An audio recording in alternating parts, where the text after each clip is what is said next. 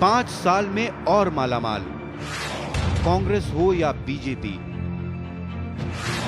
और अमीर हुए कई विधायक।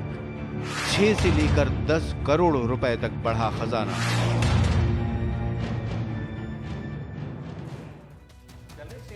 नमस्कार, बड़ी खबर में अमीर होते विधायक। दिल्ली इलेक्शन वॉच और एसोसिएशन फॉर डेमोक्रेटिक रिफॉर्म्स ने 66 विधायकों के एफिडेविट्स का विश्लेषण किया है जो इस बार फिर से चुनाव लड़ने जा रहे हैं। इन 66 विधायकों की औसत संपत्ति 2008 में अगर 2 करोड़ 90 हजार थी तो वो अब 10 करोड़ से ज्यादा हो गई है। यानी पिछले 5 सालों में 7.5 करोड़ की बढ़ोतरी हुई है। यानी 2008 से 2013 में 259% की बढ़ोतरी।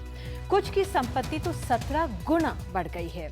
बीजेपी के बिजवासन से चुनाव लड़ रहे सत्यप्रकाश राणा 6 करोड़ से 111 तक उनकी संपत्ति पहुंच गई, 1652% बढ़ी। ओखला से कांग्रेस के आसिफ मोहम्मद खान की संपत्ति 1634% बढ़ी है, पहले आरजेडी में थे। बीजेपी के कंवर सिंह तंवर 1 करोड़ से 17 करोड़ के हो गए, 934% बढ़ी।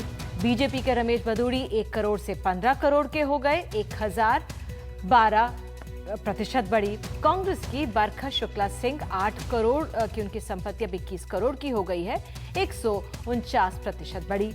ये फहरिस्त लंबी है।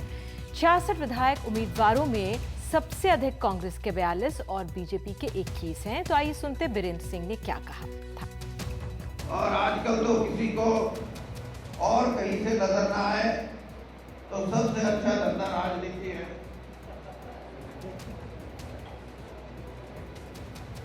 राजनीति में बिजनेस में फेल हो जाओ, सरकारी नौकरी में फेल हो जाओ, अच्छे डॉक्टर ना बन सको, अच्छे इंजीनियर ना बन सको, अच्छे वकील ना बन सको, तो राजनीति में प्रवेश करते हैं। और कईयों का तो ऐसा दाव लगता है कि करोड़ों में नहीं, अरबों में, पता नहीं कितने कितने अरबों में खेल खेलते हैं राजनीति का। तो कांग्रेस के नेता चौधरी बीरेंद्र सिंह का कहना है कि पैसा कमाने के लिए राजनीति सबसे बड़ा जरिया है, बढ़िया जरिया है। लेकिन दिल्ली सरकार के इकोनॉमिक सर्वे के अनुसार दिल्ली की प्रति व्यक्ति आय 5 साल में 100% बढ़ी है।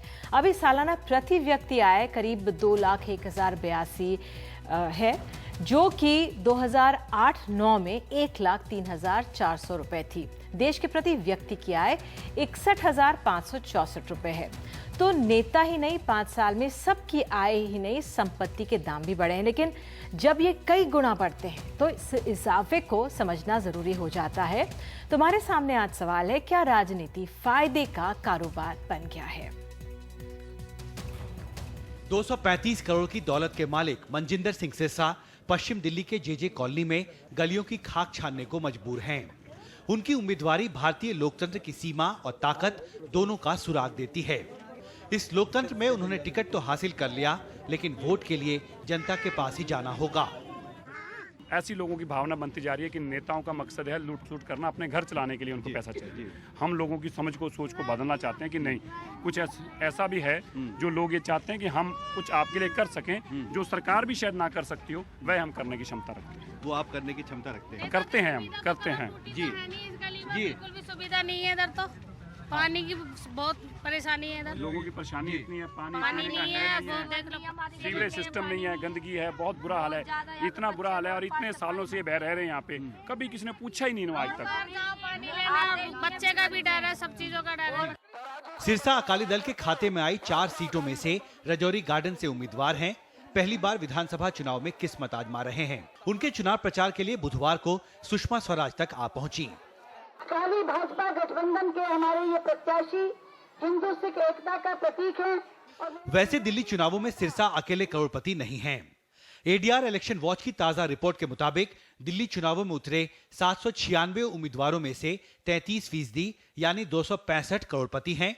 इन उम्मीदवारों के पास औसत संपत्ति 3 करोड़ 43 लाख की है। उम्मीदवारों की स्टडी में सबसे बड़ी बात उन 66 नेताओं को लेकर है जो 2008 में विधायक बने और इस बार फिर चुनावी मैदान में हैं। जिन 66 विधायकों को दोबारा टिकट मिला है, उनकी औसत संपत्ति 2008 में 2 करोड़ 90 लाख थी, जो 2013 में बढ़कर 10 करोड़ 43 लाख हो गई है। यानी 5 साल में 250% से ज्यादा की बढ़ोतरी। इन आंकड़ों से साफ है कि पिछले 5 साल में राजनीति उनके लिए मुनाफे का सौदा साबित हुई है। दिल्ली से कैमरामैन बाला के साथ हिमांशु शेखर, एनडीटीवी।